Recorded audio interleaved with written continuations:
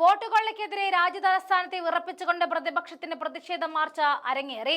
തെരഞ്ഞെടുപ്പ് കമ്മീഷൻ ആസ്ഥാനത്തേക്ക് രാഹുൽ ഗാന്ധിയുടെ നേതൃത്വത്തിൽ ഇന്ത്യ സഖ്യം എംപിമാർ അണിനിരന്ന മാർച്ച് സഖ്യത്തിന്റെ ശക്തി പ്രകടനമായി മാറി.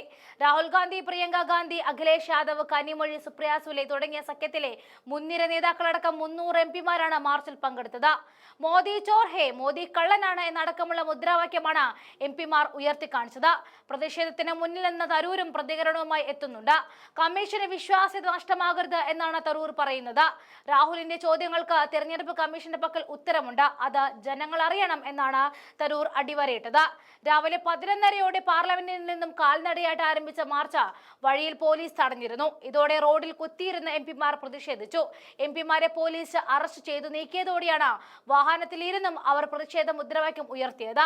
ഭരണഘടന ഉയർത്തിപ്പിടിച്ചാണ് പ്രിയങ്ക ഗാന്ധി പോലീസ് വാഹനത്തിലേക്ക് കയറിയത്. അതേസമയം ഇലക്ഷൻ കമ്മീഷനെ കാണാനുള്ള തീരുമാനം പ്രതിപക്ഷം ഉപേക്ഷിച്ചു. 30 എംപിമാർക്ക് മാത്രം കാണാൻ കമ്മീഷൻ അനുമതി നൽകിയതിന് പിന്നാലെയാണിത്. മഹാരാഷ്ട്രയിൽ 5 വർഷം കൊണ്ട് ചേർക്കുന്നതിനേക്കാൾ അധികം വോട്ട് 5 മാസം കൊണ്ട് ചേർത്തുവെന്നും ഹരിയാനയിലും കർണാടകയിലും തെരഞ്ഞെടുപ്പ് തീയതി മാറ്റിയതിൽ സംശയമുണ്ടെന്നുമാണ് രാഹുൽ ഗാന്ധി വെളിപ്പെടുത്തിയത്. ആ വെളിപ്പെടുത്തലിന് പിന്നാലെ തരൂർ രാഹുലിന്റെ പിന്തുണയുമായിട്ട് എത്തിയിരുന്നു. കൂടാതെ ഒഡീഷയിലെ വൈദികർക്ക് നേരെ നടന്ന ആക്രമണത്തിനെതിരെ ഡൽഹിയിൽ സംഘടിപ്പിച്ച കോൺഗ്രസ് പ്രതിഷേധത്തിൽ മോദി സർക്കാരിനെതിരെ ഷെയിം വിളിയുമായിട്ടും തരൂരും എത്തിയിരുന്നു. പാർലമെന്റ് മുന്നിലായിരുന്നു ഷെയിം വിളിയുമായിട്ട് തരൂരും എത്തിയത്. രാജ്യത്തെ രാഷ്ട്രീയ പാർട്ടികളുടെയും വോട്ടർമാരുടെയും താല്പര്യങ്ങൾ കണക്കിലെടുത്ത് പരിഹരിക്കേണ്ട ഗൗരവമേറിയ ചോദ്യങ്ങളാണ് രാഹുൽ ഗാന്ധി ഉയർത്തിയിരിക്കുന്നത് എന്നും തരൂർ തന്റെ എക്സ് അക്കൗണ്ടിൽ കുറിച്ചിരുന്നു.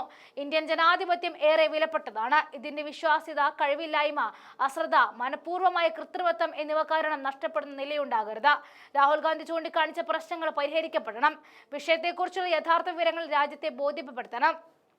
ഇതായിരുന്നു തരൂർ അന്ന് പറഞ്ഞത്. ഇലക്ഷൻ കമ്മീഷൻ, തെരഞ്ഞെടുപ്പ് കമ്മീഷൻ വക്താവ് എന്നിവരെ ടാഗ് ചെയ്തുകൊണ്ടായിരുന്നു തരൂർ തന്റെ എക്സിൽ പോസ്റ്റ് ചെയ്തത്. തരൂരിന്റെ പ്രതികരണങ്ങളിലേക്ക് പോകാം.